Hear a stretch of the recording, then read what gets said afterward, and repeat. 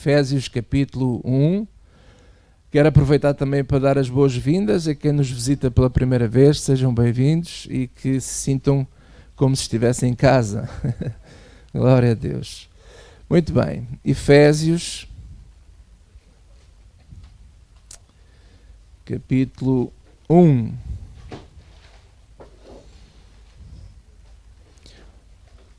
O apóstolo Paulo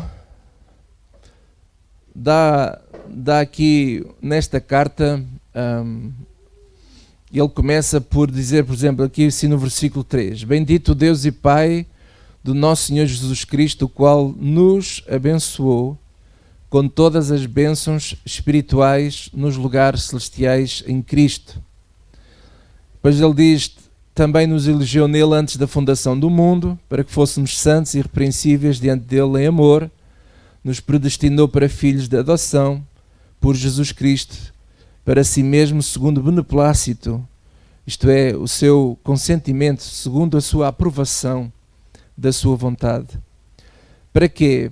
Para que é que ele fez isso? Para que nós fôssemos louvor e glória da sua graça, pela qual nos fez agradáveis a si no amado, em quem temos a redenção, pelo seu sangue, a remissão das ofensas, segundo as riquezas da sua graça.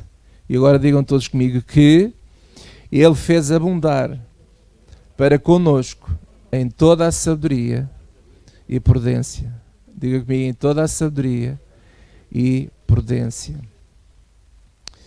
Amados, em Jesus Cristo habita toda a plenitude da divindade. Nele, em Cristo, estão escondidos todos os tesouros da sabedoria e da ciência. Veja aí mais à frente em Colossenses, capítulo 2. Quero apenas trazer aqui algumas fundações. Colossenses 2.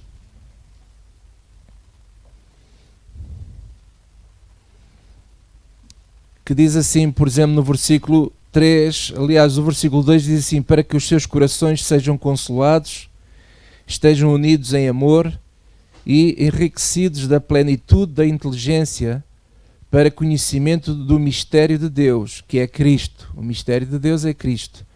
E versículo 3 diz assim, digam todos comigo: em quem estão escondidos todos os tesouros da sabedoria e do conhecimento ou da ciência. Então Jesus tem em posse todo o conhecimento, toda a sabedoria está nele. Veja também, por exemplo, no versículo 9 do mesmo Colossenses 2, mais à frente, versículo 9 diz assim, digam comigo: porque nele habita corporalmente toda a plenitude da divindade. Então, toda a força de ser Deus habita em Jesus. Então Jesus, ele é Deus. Ele tem essa qualidade. Ele é o nosso Redentor. Antes da fundação do mundo, ele nos redimiu. Nele está escondido toda a ciência, toda a sabedoria. E alguém pode dizer assim, mas Jesus é que tem isso tudo. É verdade.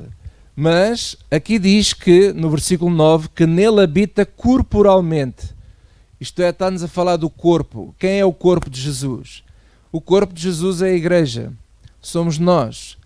Então, nesse corpo que é a igreja, habita essa força, habita essa qualidade de nós podermos ter acesso ao conhecimento e à sabedoria que está em Jesus Cristo. Glória a Deus. Isto é absolutamente fantástico. E o apóstolo Paulo, por exemplo, também diz numa outra carta, em 1 Coríntios 13, vamos lá agora, 1 Coríntios 13, vocês já sabem que ao domingo a gente está sempre a desfolhar a Bíblia, não é? 1 Coríntios 13, versículo 9, Paulo estava a falar do amor de Deus, que é o melhor dom de todos, que é o amor. Ele até fala de vários dons, mas que o dom mais excelente é o amor. E depois ele, no versículo 9 diz assim, digam todos comigo também, porque em parte conhecemos e em parte profetizamos. Agora leio eu. Mas quando vier o que é perfeito, Jesus vai vir a segunda vez, quem vier o que é perfeito, quem é perfeito? É Jesus. Então o que é em parte será aniquilado. Aquilo que é em parte será aniquilado. E nós vamos nos tornar como Ele é. Nós vamos, a partir de que Jesus vem, nós vamos passar a ter conhecimento de tudo. Mas nós agora apenas temos conhecimento de partes. E essas partes estão divididas por dons. Daí que a multiplicidade dos dons são importantes, porque uns sabem umas coisas, outros sabem outras. E nós aprendemos todos uns com os outros. E esta simbiose, ela é fundamental, é a força do corpo, aí é que está a força do corpo. No corpo habita toda a plenitude da divindade. Na capacidade, na distribuição de dons está a força, está a sabedoria. Glória a Deus. Mas nós vamos nos tornar como Cristo é, quando Ele vier buscar-nos a nós todos. No dia do Senhor. Nós já falamos sobre isso até aqui, sobre essa situação. Agora, deixe-me lançar algumas fundações acerca da sabedoria e de prudência. É aqui que eu quero agora concentrar o ensino esta manhã. Em sabedoria e prudência. A sabedoria sabe o tempo e a prudência o modo. É muito importante nós aprendermos a ler o tempo, a reconhecer o tempo. Quando é que é o tempo certo de? Os agricultores, por exemplo, sabem quando é que é o tempo certo para semear a batata. Os pescadores sabem quando é que é o tempo certo de lançar a rede. Porque eles foram habituados a reconhecer pela observação, por estarem atentos ao modo como o mundo funciona, como a natureza funciona, eles ganharam sabedoria. Então eles sabem os tempos das coisas. Mas agora precisamos da prudência. A prudência é o caminho, é o modo como eu aplico a sabedoria, aquilo que eu sei. E é fundamental nós entendermos isto. E eu queria lançar estas fundações para nós nos lembrarmos que estamos a viver tempos, meus amados, que precisamos de muita sabedoria e de muita prudência. Nós não podemos nos dar ao luxo de andar a fazer disparates, nem loucuras, nem entrarmos em ambientes de otimismo, ou de super otimismo, ou de um estilo de evangelho otimista. Isso é muito perigoso. Eu quero dizer uma coisa, a fé não é otimismo. A fé não é otimismo. O que é fé? A fé é a realidade cheia de esperança. Eu tenho que aprender a viver a realidade como ela é, reconhecê-la como ela é, mas com esperança. Com esperança. Que é o contrário do sermos só otimistas, não é? Porque, olhando para as igrejas, infelizmente, existe o que eu poderia chamar de um evangelho otimista, que é aquele evangelho que, na verdade, é uma das fontes do negacionismo. Porquê? Porque é um evangelho que não prepara o indivíduo para a morte, por exemplo, para uma falência. Se algum cristão falir, se a empresa falir, aquele dele rei, a pessoa pensa logo, está no inferno, tem uma maldição, o Senhor não é com ele. Porquê? Porque estão habituados a um evangelho que é tudo tem que andar sempre lá na cor-de-rosa, tudo tem que andar lá sempre nos píncaros. E isso não é evangelho de Jesus Cristo. Porque Jesus nos prepara para tempos difíceis, para tempos com dor, para tempos com dificuldade, e nós temos que estar preparados para enfrentar esses tempos. Então, o evangelho otimista é mau, porque nada tem a ver com fé. Nós temos que saber preparar as pessoas para a morte, para a falência, para a perda, para a recessão e até para os tempos em que a figueira não dá fruto. Quando a figueira não dá fruto, o que é que nós fazemos? O mesmo que lá, creio que foi Oseias, né? Abacuque dizia: no entanto eu louvarei o Senhor, a minha fé, a minha confiança está no Senhor. Mesmo que a figueira não dê fruto, eu continuo com os meus olhos postos no Senhor. Aleluia! Ninguém me vai mover do meu Deus. Amém, amados? E infelizmente, uma grande parte dos cristãos não estão preparados para estas coisas. Quando acontece a perda, quando acontece falências, quando acontece recessões, esse cristão associa isso como se fosse uma derrota na vida, no sentido de que ele não tem fé, é uma pessoa sem fé, é uma pessoa que Deus não gosta mais dele, é uma pessoa quase que parece que está ali rejeitado. E isso eu diria, filmes da Disney, da Bela Adormecida. Diga comigo, oh glória. Então a sabedoria sabe o tempo e a prudência sabe o modo, o como. Isso é importante. Outra fundação também é o seguinte: a prudência não é a filha do medo. Muitas pessoas ligam a prudência ao medo. Ah, tu és prudente, mas tu tens é medo. Não. Medo de quê? Eu tenho que ser prudente de modo inteligente. Uma coisa é ser prudente inteligentemente. Outra coisa, eu ser prudente usando uma coragem suicida. É porque a prudência é feita de coragem inteligente e não de coragem suicida. O que é uma coragem suicida? É nós querermos fazer loucuras na vida. Há pessoas que fazem autênticas loucuras. Não se planeiam, não fazem as contas, metem-se em créditos, não pensam em nada, é tudo à loucura. Aleluia, glória a Deus, é tudo pela fé. Amém, o Senhor é comigo. E depois o que é que acontece? Às vezes acontece que funciona uma vez, funciona duas vezes e a pessoa pensa: é assim mesmo, grande homem de fé que eu sou. Mas passado uns anos, a terceira já não funciona. A quarta então fica pior. E começamos a entrar numa espiral de depressão. Porque nós julgávamos que tínhamos fé, mas na verdade nós não tínhamos fé. Nós éramos loucos, doidos.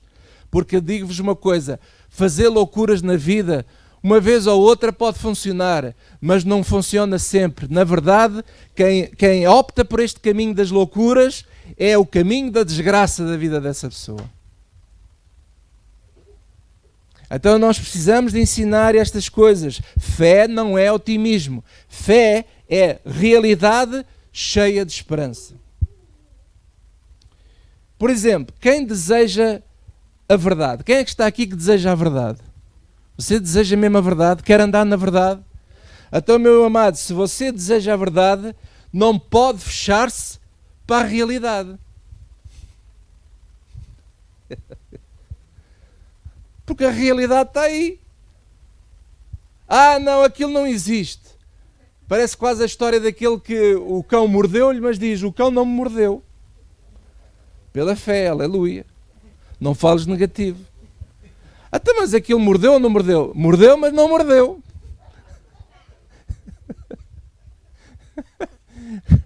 Até mas, ouça, ninguém pode conseguir querer escolher o caminho da verdade sem aceitar a realidade. Porque eu só posso tomar decisões baseado em factos reais. Quanto mais munido eu estou de realidade e de verdade, mais eu tenho a capacidade, se eu for pedir a Deus ajuda, sabedoria e prudência, vou ficar munido também de capacidade para poder tomar decisões. E, portanto, andar a inventar coisas, por exemplo, eu vou-vos dizer uma coisa muito triste. Hoje a maior parte dos cristãos no mundo são verdadeiramente os mais negacionistas do mundo. Porque negam a realidade. Numa fé que está baseada assim, eles usam este versículo assim: a fé chama as coisas que não são como se já fossem. Então negam tudo o que veem. E vivem a negar tudo.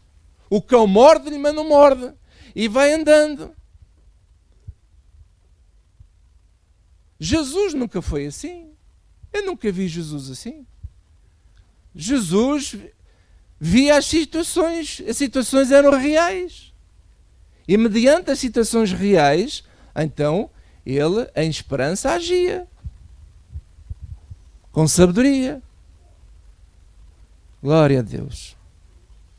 A prudência é sóbria, é lúcida. Ela discerne com clareza e com objetividade. É isso que a prudência faz. Glória a Deus. Veja aí também 1 Samuel 18, o exemplo de um homem que andava debaixo desta sabedoria, desta prudência. Veja aí 1 Samuel, capítulo 18.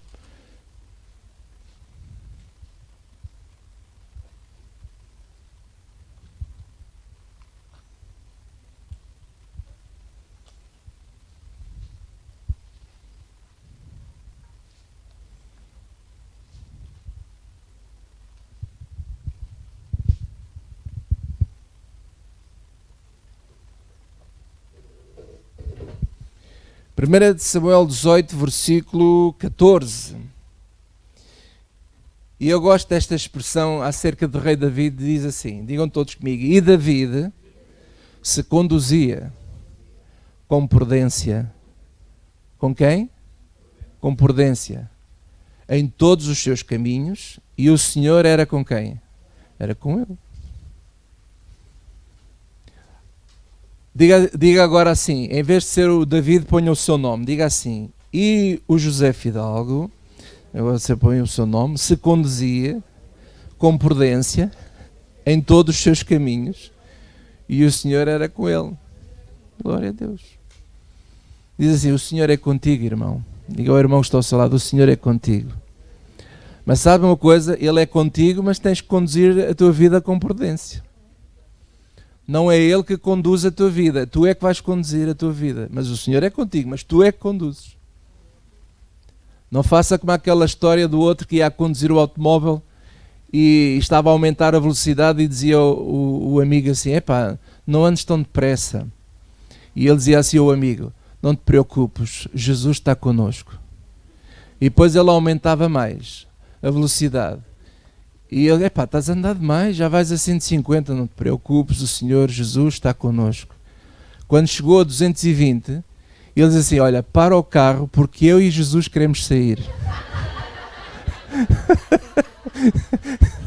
Nós temos de ter prudência, está a ver? Para o carro porque eu e Jesus queremos sair. Às vezes há alguns irmãos que dizem, olha, para lá o teu ritmo porque Jesus quer sair disso. Jesus não está nisso. A tua loucura é que está nisso, Jesus não está. Diga comigo, ai ai. O apóstolo Paulo também, por exemplo, em 1 Timóteo 4, veja aí, 1 Timóteo 4.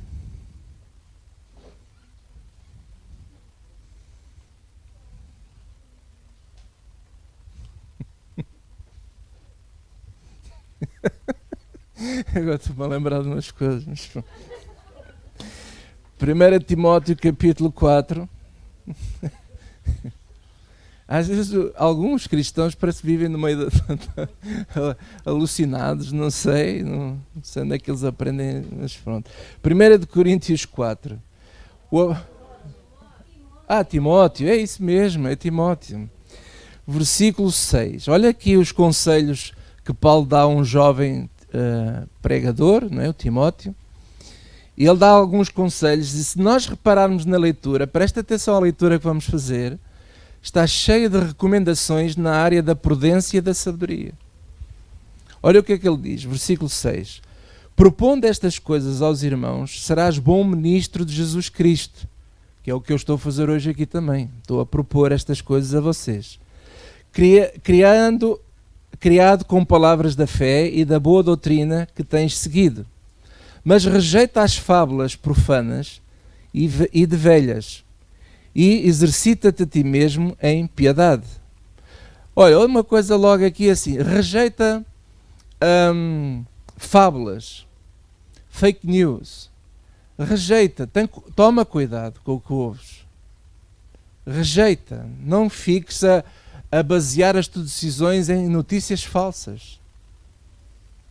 Há muita notícia falsa hoje em dia. Não entres em fábulas, em crendices. Há muita crendice. Rejeita. Exercita-te em ti mesmo em piedade. Tem a ver com o amor, com a exercer piedade ao próximo. Porque o exercício corporal para pouco aproveita, mas a piedade para tudo é proveitosa, tendo a promessa da vida presente e da que há de vir. Esta palavra é fiel e digna de toda a aceitação.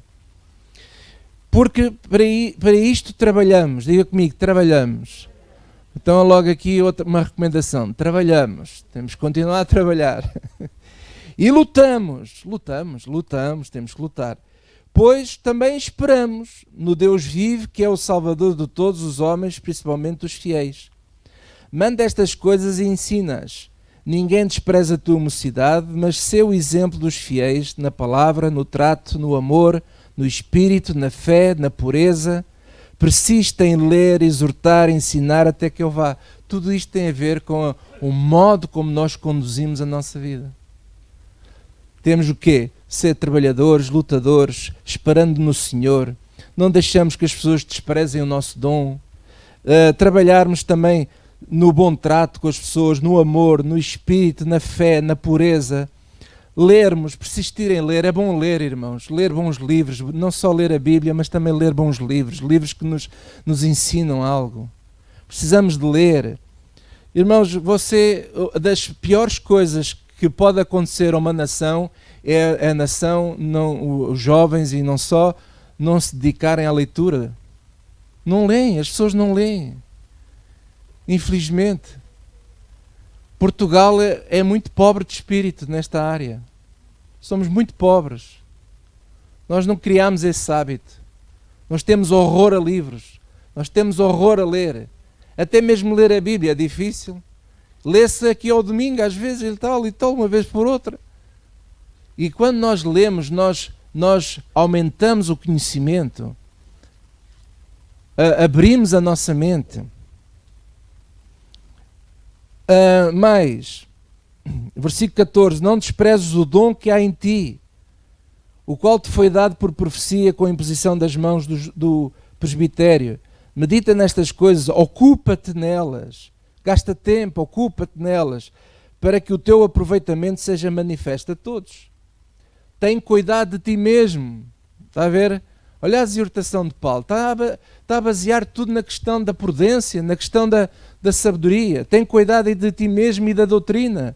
Preserva nestas coisas, porque fazendo isto te salvarás tanto a ti mesmo como aqueles que te ouvem. Glória a Deus. Então tudo isto está ligado a esta abundância de sabedoria e de prudência que o Evangelho nos promete. O Senhor quer dar sabedoria. Mas quando às vezes o Tiago diz assim, se alguém tem falta de sabedoria, peça a Deus, as pessoas pensam que basta só pedir a Deus, já está. Não. O pedir a Deus é isto. Não só você pede, mas agora você tem que se cuidar. Tem que se conduzir como o David se conduzia, em prudência. Tem que trabalhar, lutar por isso. Tem que praticar o bom trato, o amor e por aí fora, conforme aqui o Paulo exorta a Timóteo. Porque não basta só pedir, nós temos que fazer por.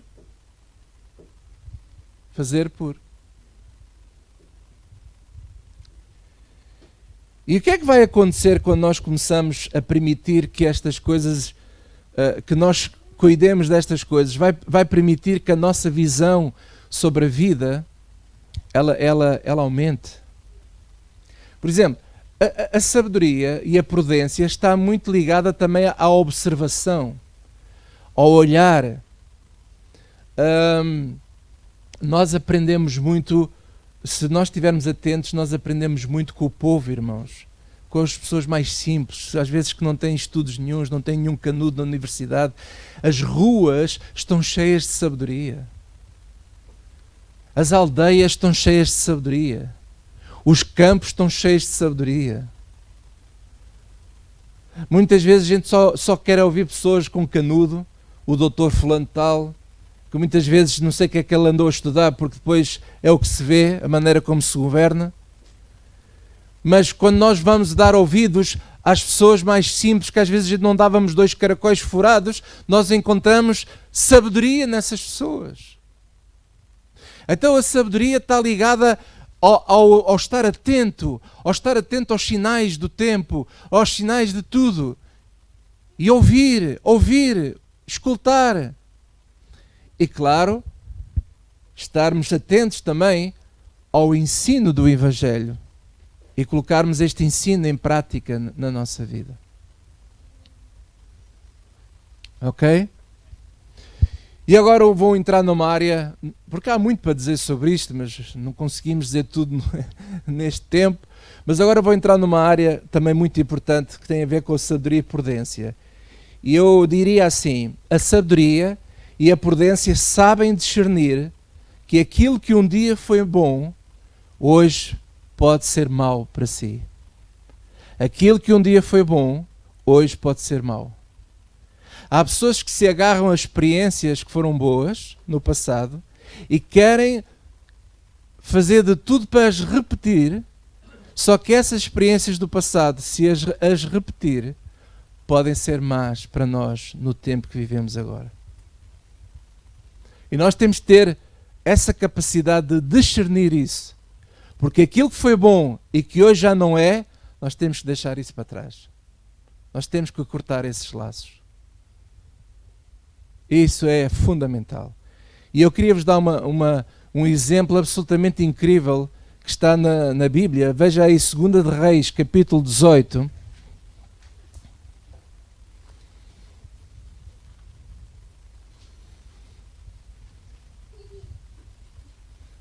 Segunda de Reis 18,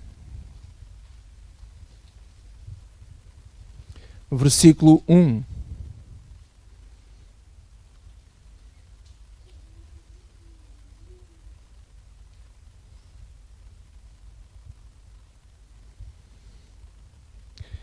Eu acho esta passagem absolutamente incrível, você já vai, creio que vai perceber porquê. E diz assim o versículo 1. E sucedeu que no 3º ano de Oseias, filho de Ela, rei de Israel, começou a reinar Ezequias, filho de Acás, rei de Judá. Tinha 25 anos de idade quando começou a reinar, e 29 anos reinou em Jerusalém, e era o nome de sua mãe Abi, filha de Zacarias. Agora veja com atenção o que é que este rei Ezequias fez. Diz assim o versículo 3. E fez o que era reto aos olhos do Senhor. O que era quê? Reto aos olhos do Senhor. Conforme tudo o que fizera David, seu pai. Este tirou os altos e quebrou as estátuas. E deitou abaixo os bosques e fez em pedaços, digam todos comigo, a serpente de metal que Moisés fizera. Porquanto até aquele dia os filhos de Israel lhe queimavam incenso e lhe chamaram Neustã. A serpente de metal, os filhos de Israel chamaram Neustã. Neustã é uma palavra que significa serpente de bronze. Irmãos, quem é que já ouviu falar da serpente de metal, de bronze, que foi levantada no tempo de Moisés? Quando, a certa altura, veio uma praga de serpentes que matava e matou milhares de israelitas no deserto. E Moisés mandou levantar uma serpente e todos aqueles que olhassem para a serpente eram curados. Quer ver? Veja aí, ponha aí uma marcazinha em 2 de Reis, já vamos voltar aqui. Veja aí em Números 21, mais atrás, Números 21.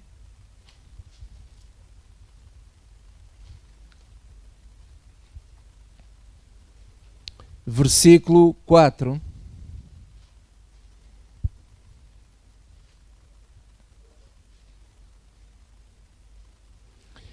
E diz assim: então partiram do monte de Hor, pelo caminho do Mar Vermelho, a rodear a terra de Edom. Porém, a alma do povo angustiou-se neste caminho.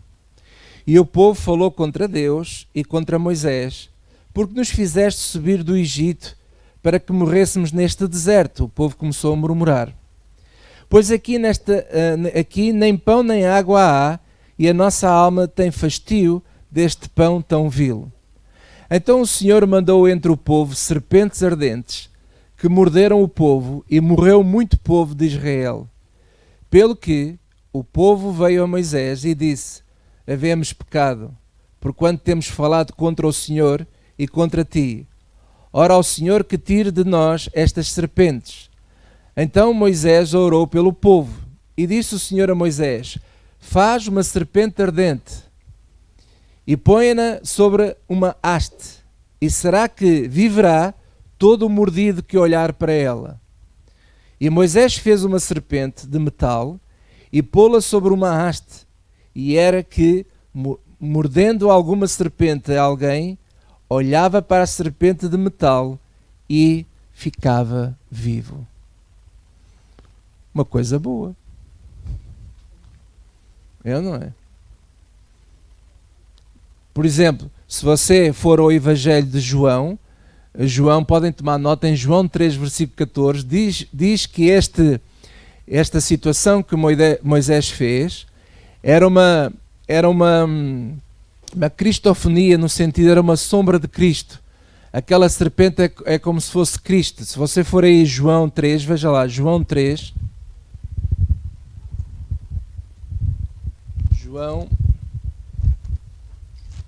Eu quero aproveitar para ensinar, porque isto é muito importante. João 3, versículo 14, diz assim: e como Moisés levantou a serpente no deserto, assim importa que o Filho do Homem seja levantado. Então, aquele levantar da serpente era uma sombra como se Cristo também futuramente se levantasse, e todos aqueles que olharem para Cristo serão salvos. É isso que quer dizer. Que é o que acontece hoje. Quem crê em Jesus Cristo será salvo. Então, esta serpente, voltando agora à serpente no deserto, ela foi levantada por ordem de Deus para um momento próprio, para um tempo próprio, para o tempo em que eles passaram no deserto, não é? E no deserto, como vocês sabem, há muitas serpentes. E aconteceu que a certa altura, devido à murmuração do povo, eles, por causa da murmuração, sofreram muitos ataques de muitas serpentes que os morderam, e eles morriam com o veneno.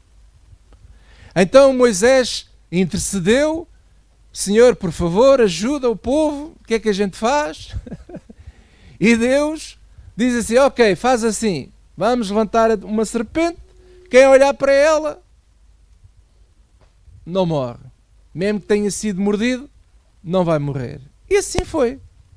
É uma coisa estranha, mas o que é facto é que funcionou. Funcionou, uma coisa que foi usada por Deus para um período de tempo, naquele tempo, e depois terminava. Só que não terminou. Vamos voltar outra vez a 2 de Reis 18. Não terminou, porque quando nós chegamos aqui ao livro de Reis, a 2 de Reis 18, estamos a chegar a um tempo que, passado 450 anos a 500 anos daquele episódio no deserto, o povo ainda adoravam a serpente de metal. Aquilo virou um hábito, virou uma como é que se diz? Uma idolatria. Eles transformaram uma coisa que era boa, que foi boa para aquele tempo, foi boa para aquele momento, mas Deus decidiu, mas quando Deus disse ao povo para olhar, não era para adorá-la, era apenas só para olhar. Quem olhasse era curado. Mas este pessoal transformou aquilo em adoração. E ao fim de 450 anos, um homem chamado Ezequias teve a coragem de mandar partir aquilo. E diz a palavra do Senhor que ele fez o que era reto aos olhos do Senhor. Como quem diz, o Senhor concordou que ele mandasse partir aquela serpente de metal. Porque aquela serpente de metal que outrora teve um propósito, estava-se a tornar um empecilho e um objeto de adoração, de culto, e estava a atrasar e amarrar e amaldiçoar a vida da nação toda. E ele teve a coragem, teve o discernimento, teve a sabedoria de verificar que, de acordo com os mandamentos do Senhor, olha aqui o versículo 6, diz assim, 2 de Reis 18, 6, diz assim, porque este Ezequias se chegou ao Senhor, não se apartou de após ele, e agora presta atenção, e guardou os mandamentos que o Senhor tinha dado a Moisés. Agora veja, o próprio Moisés não teve a coragem de partir a serpente. E o Josué que veio a seguir também não partiu. E toda a geração que veio, ninguém quis partir aquilo que devia ter sido partido há muitos anos. E que a prática da idolatria estava a atrasar as bênçãos de Deus na vida da nação. Diga comigo. Oi, oi, oi.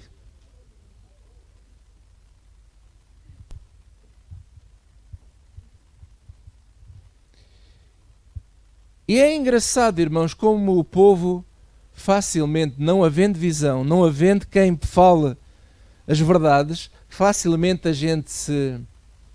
Como é que se diz? A gente é enganado e começa a praticar coisas que só nos fazem mal em vez de fazer bem. Agora vamos pegar neste exemplo para os dias de hoje. Hoje nós temos o mesmo problema. Por exemplo, vou dar um exemplo. Igrejas que nos fizeram tão bem e que hoje nos fazem tão mal.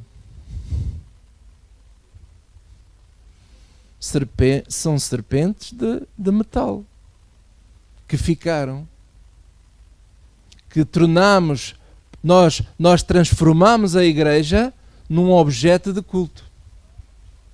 Há pessoas que defendem o nome da igreja como se estivessem a defender a vida deles. Esta igreja é o melhor do mundo. Esta igreja é onde está a unção de Deus. Esta igreja é onde Deus está. Lá está a serpente de metal, que em tempos e outrora foi boa, fez-nos bem a muitos, mas que hoje tornou-se um templo de adoração. Por exemplo, existe uma igreja no Brasil, até criaram uma coisa que foi, transformaram a sede no Templo de Salomão. E aquele Templo de Salomão virou um ícone de adoração. No entanto, as pessoas vão com a Bíblia debaixo do braço para a igreja todos os domingos, dizem aleluia, o Senhor é bom, mas entram naquele ritual todos os domingos, seguem aquele ritual. E lá estão os pastores que se transformaram em sacerdotes, vestem-se como os sacerdotes antigamente se vestiam, e fazem todos os rituais, têm lá aquela área dos sacrifícios, tem tudo. E tanto é que eles chamam os sacrifícios a tudo. Quando é uma campanha não sei o quê, é um sacrifício não sei de que mais. E as pessoas transformaram a liturgia da igreja numa serpente de metal. Eu só espero que não demore tantos anos a ser partido aquilo. Mas é que aquilo se tornou num objeto de culto. E pastores? Pastores que nos fizeram tão bem no passado e hoje só nos fazem tão mal.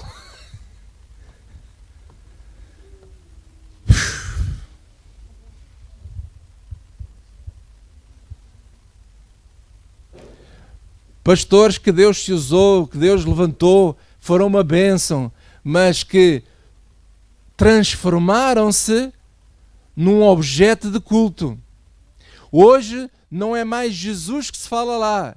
É o fulano tal que tem uma unção tal, ele é que é o homem, ele é que é o ungido, ele é que é... Não, ele não é o ungido. O único ungido, temos vindo a aprender, é Jesus Cristo. E nós temos que começar a partir as serpentes de metal. Porque as igrejas estão cheias de serpentes de metal. Por exemplo, hoje vamos servir a ceia. A ceia pode se tornar numa serpente de metal. Porquê que eu não tenho, porquê que eu não tenho o hábito? Por exemplo, todos os meses as igrejas têm por hábito, primeiro domingo de cada mês, a ceia. Até eu pergunto, porquê que não é todos os domingos? Ou porquê que não é todos os dias? Ou porquê que tem que ser naquele dia, naquele domingo, naquele não sei o quê? Porquê? Porque sem querer tornamos isto numa serpente de metal.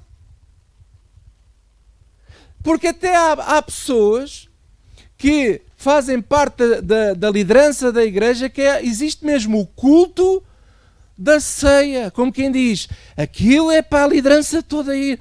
Hoje é o culto da ceia, tem que ir. Passa os tempos todos sem ir, mas se é culto de ceia, então tem que ir. E depois é assim, o pastor principal é aquele que ministra só no culto da ceia. Porque aquilo é para dar ali assim um ar assim, isso é muito importante. Lá está, nós estamos a venerar uma serpente de metal. Uma coisa que devia ser uma bênção para toda a igreja, para o corpo de Cristo, nós estamos a tornar nisto num ato religioso. As pessoas vão por ir. As pessoas vão porque pronto, tem que ir. É melhor eu ir, porque se eu não vou, o pastor vai ver que eu não fui, ele já me vai mandar uma boca do púlpito, e então já é melhor eu ir. Mais valia não ter ido.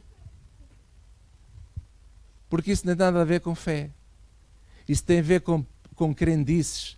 Nós tornamos coisas que são boas, coisas que nos fazem bem, nós podemos torná-las em coisas que nos fazem mal.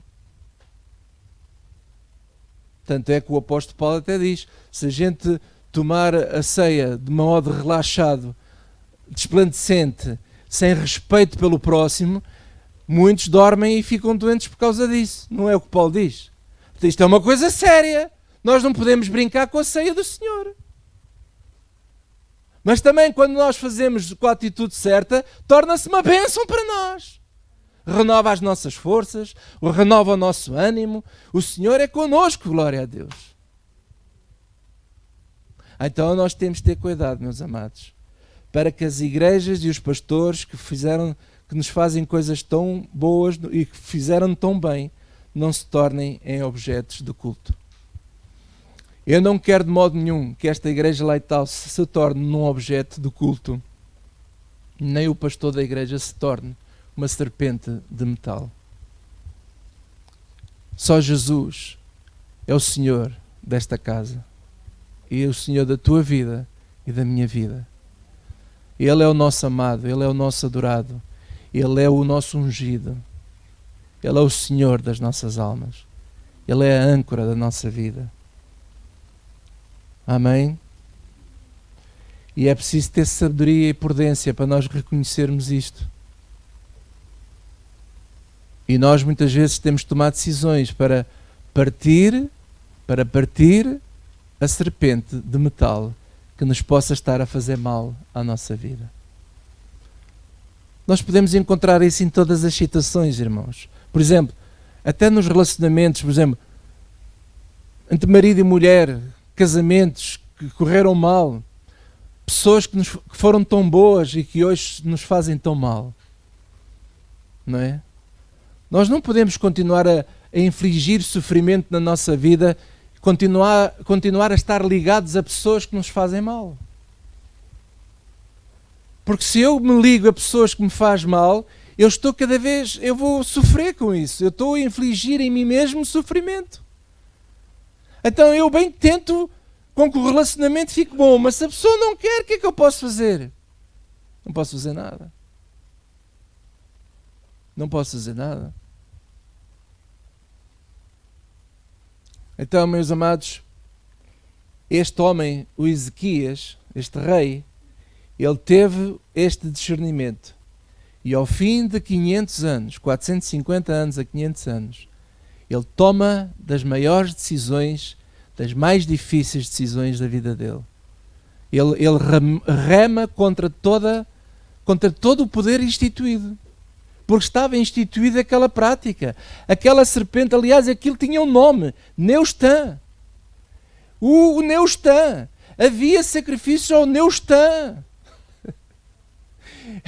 Havia procissões ao Neustã. O Neustã. Há muitos Neustãs que precisam ser partidos nos altares dos nossos corações. O único Neustã que tem lugar no teu coração e no meu coração, no teu altar, no meu altar, é Jesus Cristo. Ele é o Senhor. Amém? Glória a Deus. Vamos todos baixar as nossas cabeças, por favor, fazer uma oração.